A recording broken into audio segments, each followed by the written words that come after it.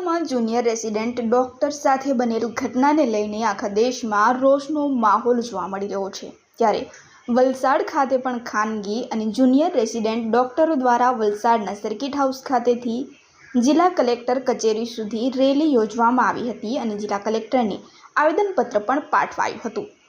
કલકત્તાના RGB medical કોલેજમાં મહિલા junior resident doctor સાથે બનેલી ઘટનાના પડઘા આખા દેશમાં પડી રહ્યા છે। ત્યારે વલસાડના ઇન્ડિયન મેડિકલ એસોસિએશન સાથે જોડાયેલા ડોક્ટરો અને સિવિલ હોસ્પિટલના જુનિયર પ્રેસિડેન્ટ ડોક્ટરો દ્વારા સમગ્ર મામલે વિરોધ પ્રદર્શન કરવામાં આવ્યું હતું। તમામ ડોક્ટરોએ પોતાની સેવાઓ બંધ રાખી હતી અને વિરોધ વ્યક્ત કર્યો હતો। આ સાથે જ તમામ ખાનગી ડોક્ટરોએ પણ પોતાના હોસ્પિટલમાં માત્ર ઇમરજન્સી સિવાય તમામ સેવાઓ બંધ રાખી વિરોધ વ્યક્ત કર્યો હતો। વલસાડના સર્કિટ હાઉસ ખાતેથી જિલ્લા કલેક્ટર કચેરી સુધી રેલી યોજવામાં આવી હતી। આ સાથે જ વી વોન્ટ જસ્ટિસના પ્લેકાર્ડ અને નારા સાથે આ રેલી વલસાડ જિલ્લા કલેક્ટર કચેરી સુધી પહોંચી હતી અને જિલ્લા કલેક્ટરને આવેદનપત્ર પાઠવી ડોક્ટરોની સુરક્ષા માટે રજૂઆત પણ કરવામાં આવી હતી। આ સાથે જ કલકત્તામાં બનેલ ડોક્ટરને તાત્કાલિક ધોરણે ન્યાય મળે તેવી માંગ डॉक्टरों द्वारा करवामा आवी हती।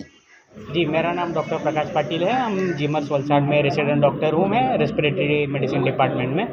और जो कोलकाता में जो लड़की के साथ जो गैंगरेप और जो मर्डर का मामला है उसके निषेध में हम ये स्ट्राइक कर रहे हैं। तो हम रेसिडेंट डॉक्टर की मेन प्रॉब्लम ये रहती है कि ड्यूटी आवर्स फिक्स नहीं रहते, continue 36 hour 48 hours continue duty करनी पड़ती है, उसके बाद भी आराम नहीं मिलता। और उसके ऊपर पेशेंट के रिलेटिव और बाकी जो लोग हैं वो आके डॉक्टर्स को मारना वगैरह ये चीज़ें करते हैं। उसके वजह से हमें सेफ्टी फील नहीं होता है। तो हम इस सेफ्टी के लिए अभी लड़ाई कर रहे हैं और जो लड़की के साथ हुआ है उसको न्याय मिले, ये हमारी मांग ये है कि जो क्राइम हुआ है उसकी अच्छे से जांच हो, जो भी उसमें पकड़े जाए उनको जल्द से जल्द जब सज़ा हो, उसके बाद फिर आगे ऐसी चीज़ ना हो। उसके वजह से सेफ्टी की जो भी है कि कैमरे वगैरह लगाए जाए, ठीक है, अच्छे से वॉचमैन वगैरह सीआरपीएफ के जवान वगैरह वो खड़े किए जाए। और अगर ऐसा कोई क्राइम होता है या फिर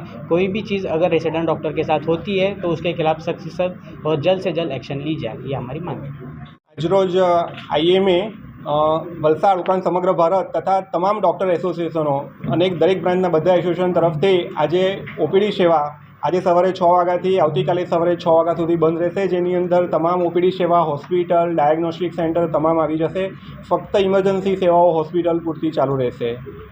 આ હડતાલનો મુખ્ય હેતુ બધાને ખબર જ છે કે જે કલકત્તાની અંદર હમણાં ખૂબ જ ઘૃણાસ્પદ કેસ થયો, બળાત્કાર, ત્યાર પછી મર્ડર અને ડૉક્ટરો પર હુમલાઓ, તેના વિરોધમાં છે। આ ઉપરાંત ભૂતકાળમાં પણ ડૉક્ટરો પર અનેકવાર હુમલા થઈ ચૂક્યા છે, પણ હજુ સુધી ડૉક્ટરોની સુરક્ષા માટે કોઈ જ કોન્ક્રીટ કાયદો હજુ આવ્યો નથી। કદાચ આવ્યા હોય તો તેનું અમલ નથી થતું। તો આની જે હડતાળ છે ને મારી મુખ્ય માંગણી એક જ છે કે ડૉક્ટરોને સુરક્ષિત વાતાવરણ પૂરું પાડો કોઈપણ સંજોગમાં। એના માટે જે કરવું પડે તે સરકારી તથા પ્રાઇવેટ હોસ્પિટલોમાં જો ડૉક્ટરો સુરક્ષિત રીતે કામ ન કરી શકશે તો એ લોકોમાં છેલ્લા અલ્ટિમેટલી એમાં ભોગવવાનું દર્દીઓને જ આવશે, કારણ કે ભય હેઠળ જીવતી વ્યક્તિ કોઈ સાચો નિર્ણય સારી રીતે ન લઈ શકે અને સારી સારવાર ન આપી શકે।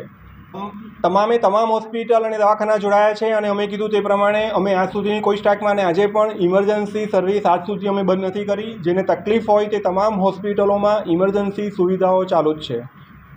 અમે ઓપીડી સેવા બંધ કરવાથી તકલીફ પડશે અને અમે દુઃખ અનુભવી શકીએ છીએ, પરંતુ અમે એ પણ આશા રાખીએ કે અમે આ સ્ટેજ પર જવું પડ્યું તે સમાજ પણ સ્વીકારે। ડૉક્ટરો ખાલી વિરોધ કરશે એના કરતાં અન્ય સંસ્થાઓ પણ આગળ આવશે અને એના માટે દબાણ કરશે, તો ભવિષ્યમાં આ પ્રકારની પરિસ્થિતિ આપણા માટે ન ઉદ્ભવે।